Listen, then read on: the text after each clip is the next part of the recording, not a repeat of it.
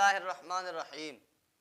ही साईं बख्श मुनाज़री हमेशा सहाबा किराम रिज़वानुल्लाहि अलैहिम अजमईन के हवाले से फितने ऐं फ़साद वारी ॻाल्हियूं करे उम्मत के अहले सुन्नत वल जमात के ईमान और अक़ीदे ऐं नज़रिये ते हमेशा तक़ीए जी तौर ते उन जरह कई आहे। इन जी हिकु क्लिप्स ॿुधो तव्हां, उन में तव्हांखे वाज़े ईंदो। सब मोमिन एक ॿिए सां भाउ आहिनि या न? पोइ नबी साईं वरी अलॻि अलॻि भाउ छो बणाया? जो भाउ फिलाणो फिलाणे जो भाउ, फिलाणो फिलाणे जो भाउ, भाइर त सभु मोमिन पाण में आहिनि। ही अलॻि अलॻि भाउ बणाइण जो छा मतिलबु? छो जो जेको जंहिं जहिड़ो हो उन्ही खे उन्ही जे बराबरि, जेको जंहिंजे बराबरि हो। भाउ जी हिकु माना आहे बराबरि। भाउ सां बराबरि आहे या न? हर शइ आहे या कोन्हे? भाउ भाउ सां बराबरि आहे। पूरी तवजो रहे। भाउ इन करे त जंहिं जहिड़ी हुई, जंहिंजी फज़ीलत जंहिं जहिड़ी हुई, जंहिंजो शान जंहिं जहिड़ो हो, उन्ही खे उन्ही जो भाउ बणाई। अली खे पंहिंजो भाउ बणाई। हाणे तो जेके अली जो भाउ बणाए करे नारा हयान त फिलाणो आहे फिलाणो अली भाई भाई। हाणे मां तोखां पुछां तो इहो कहिड़ी ॻाल्हि में अली जे बराबरि आहे?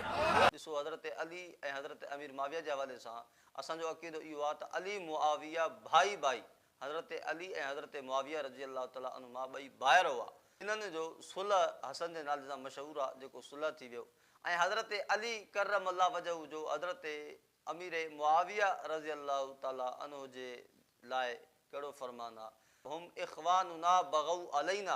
हज़रत मुआविया वारा उन जो लश्कर असांजा ॿाहिरि आहिनि। हुम इख़वानुना बग़ौ अलैना, पर उन्हनि असांजे मथां ज़्यादती कई आहे। बहरहाल असांजो जहिड़ो दमे उस्मान जे किसासे उस्मान जे हवाले सां आहे। हज़रत अली रज़ी अल्लाह तआला अन्हु हज़रत अमीर मुआविया खे पंहिंजो भाउ तस्लीम करे थो ऐं ईमान में इहो बि चवे थो त असां ईमान में बि बराबरि आहियूं। असांजो इस्लाम कुफ्र जो जहिड़ो न आहे, बल्कि सिर्फ़ु और सिर्फ़ु दमे उस्मान किसासे उस्मान जे मुतालबे जे हवाले सां असांजो झगड़ो थी पियो। हज़रत अमीर मुआविया हज़रत अली साईं रज़ी अल्लाह तआला अन्हु ॿई पाण में भाइर। हज़रत अली ख़ुदि चवे थो त मुआविया मुंहिंजो भाउ आहे। पर हाणे टे नंबर ते अची करे जेको शैतान चवे त नऊज़ बिल्लाह मुआविया हज़रत अली साईं जो भाउ कीअं थी सघे थो, इहो त ग़लति आहे। वरी चवे थो साईं भाउ त उहो थींदो आहे जेको जंहिं जहिड़ो हुजे। नबी साईं अली साईं खे पाण जहिड़ो पंहिंजो भाउ बणाए, माना नबी साईं हज़रत अली बि नबी साईं जहिड़ो हो, नऊज़ बिल्लाह।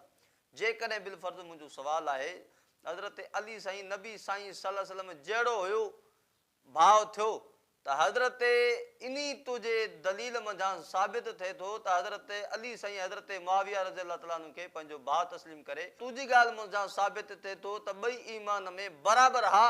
जीअं हज़रत मुआविया आहे तीअं हज़रत अली करम अल्लाह वजहू आहे। अल्लाह ताला खां दुआ आहे तुंहिंजे शर खां उम्मत खे महफ़ूज़ फरमाए।